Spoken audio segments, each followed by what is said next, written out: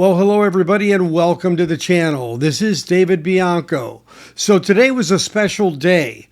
This was the first ever Audio Fest in Dallas, Texas. It is called the Southwest Audio Fest. It runs today, Friday, March 15th through Sunday, the 17th at the Anatole Hilton Hotel here in Dallas. So if you're anywhere near, it's worth coming to. And I'm going to be sharing with you some thoughts from the organizers as we take our latest Safe and Sound Texas audio excursion.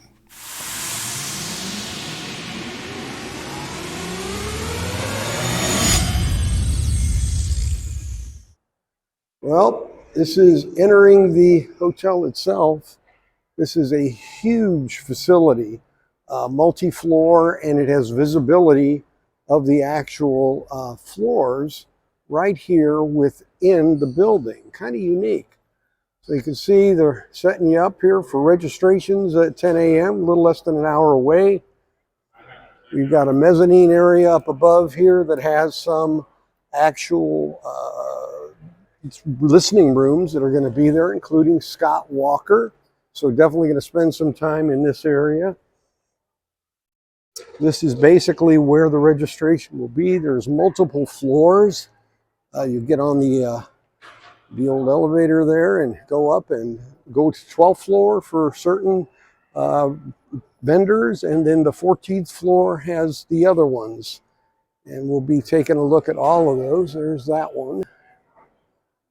Zoom in on this one and see what we get.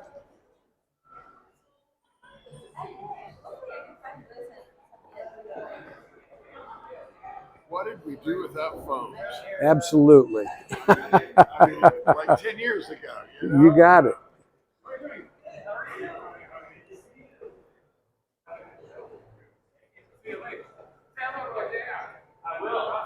All right, so there's some things also here on the actual main floor, the lobby area.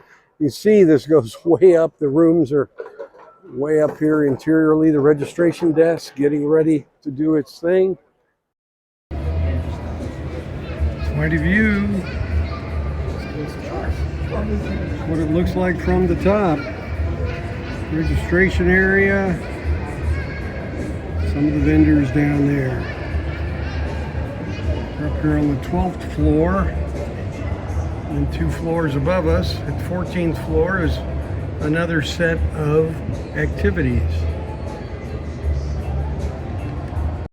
So it was an early day today, and I was all in on attending this show. Matter of fact, I picked up their inaugural t-shirt. First edition, $25. Yes, I paid for it.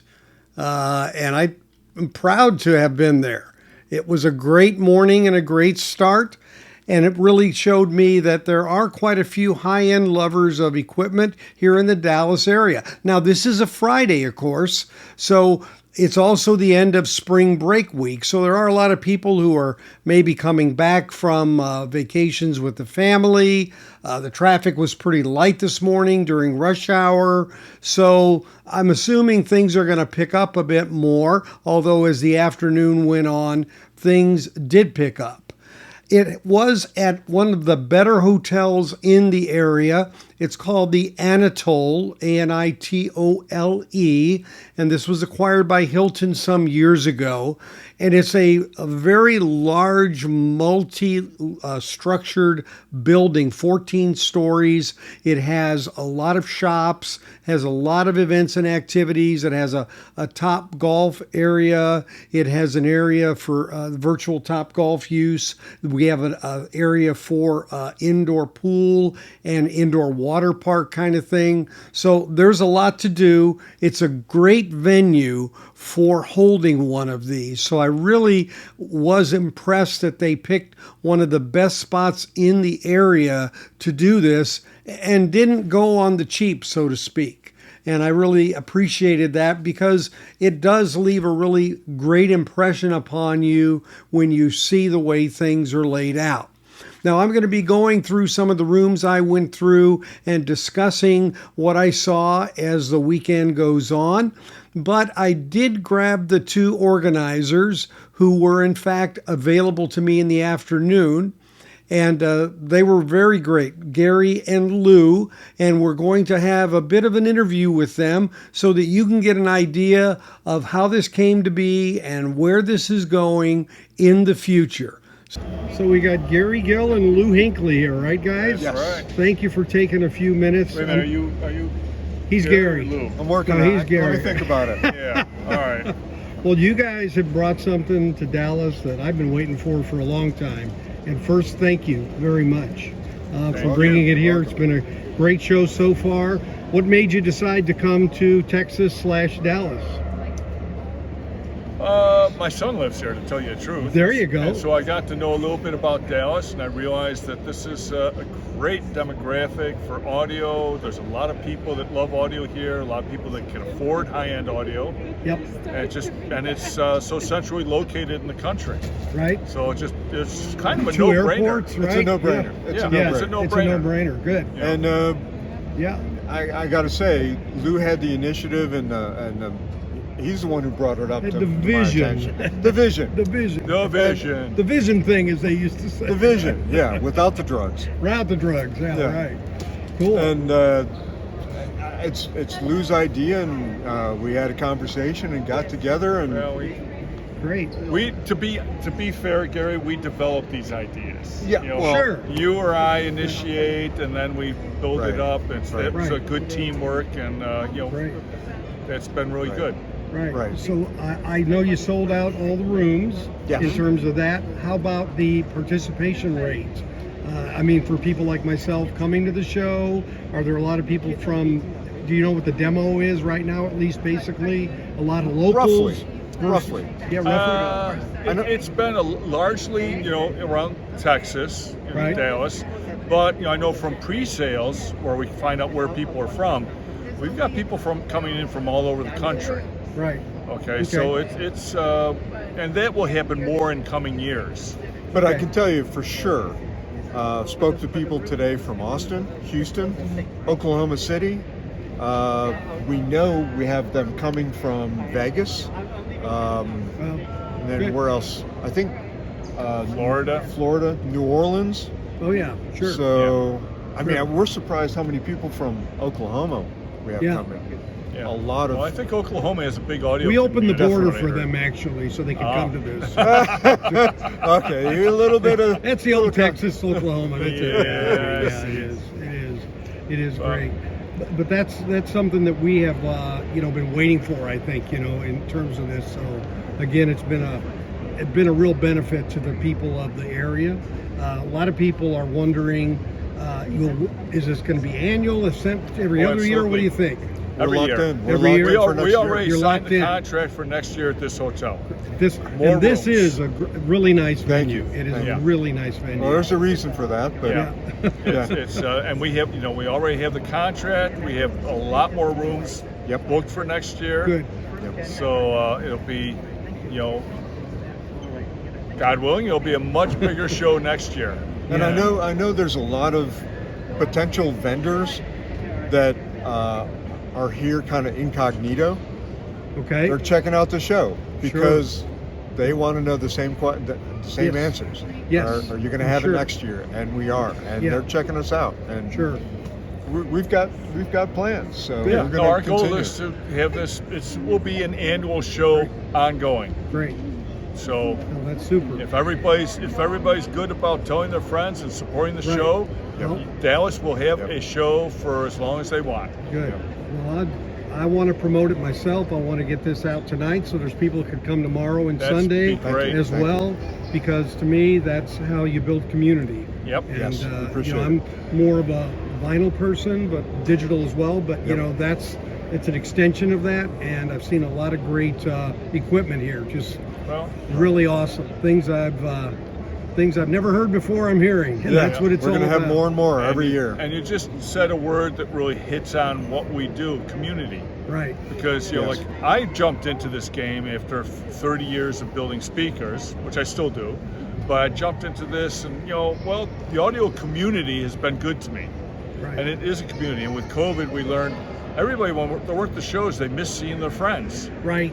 Absolutely. And so we come into this with a whole attitude of, this isn't just about showing gear, it's about bringing people together for community. That's why we do things like we have the live music and we sponsor food and stuff. That's right. We want to bring people together and encourage that audio community, because there's great friendships, so many great friendships out of this. And I tell you what, the audio clubs and the groups, they've been very, very helpful. Oh yeah. Not only spreading the word, but we've got volunteers throughout the weekend, and the camaraderie is amazing. Yep. We're very pleased. Great. Yep. We thank them immensely. Sure. Thank you. Yeah, and that'll grow. I mean, I'd like to participate next year now that I know more and can be part of it as well. So I really appreciate the effort. And again, next year already booked. That's great for knowing it's going to be set.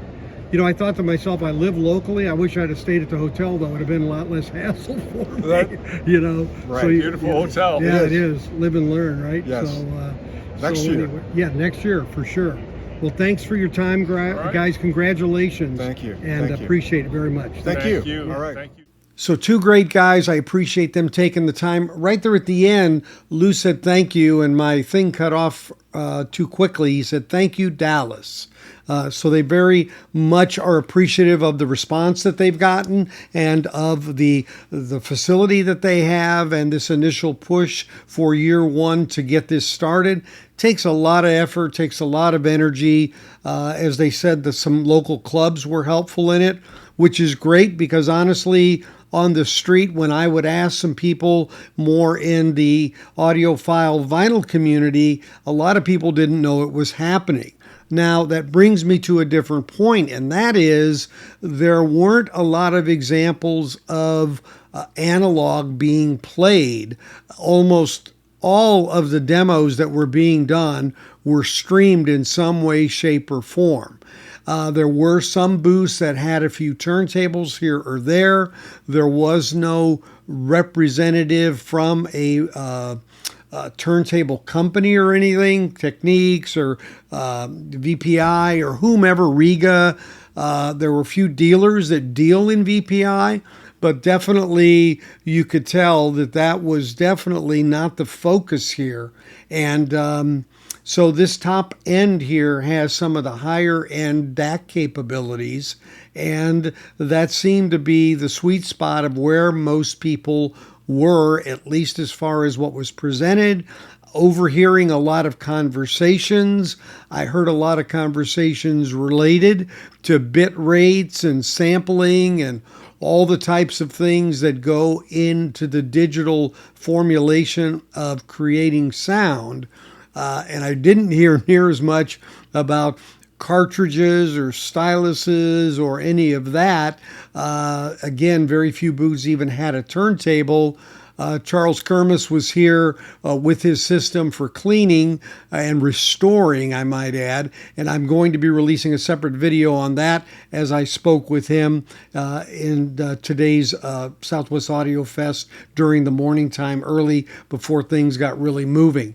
And so for me, it was a little bit of a shocker in a way, because that was something that I had hoped maybe wasn't going to be quite as heavy toward digital, but I was aware that could be the case looking at the way it was set up. And these fests with this higher end equipment seems like that's the way they go. But again, music is music, enjoying the music.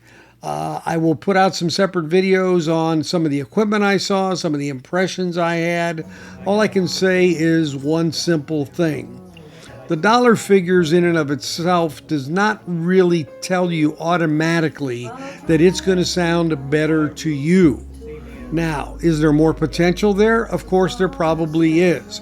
But I heard some systems today that didn't sound that great to me, to my ears, to what my preference is. Of course, some of those systems were definitely playing music that is not in my wheelhouse or genre. So it was easier for me to pick out ones where I could ask them to play something more familiar. But even when they didn't, some of the best systems I heard, it was almost like it really didn't matter what they were playing. it was, in fact, extrapolating a whole different level of sound that you could appreciate even if you didn't know the material.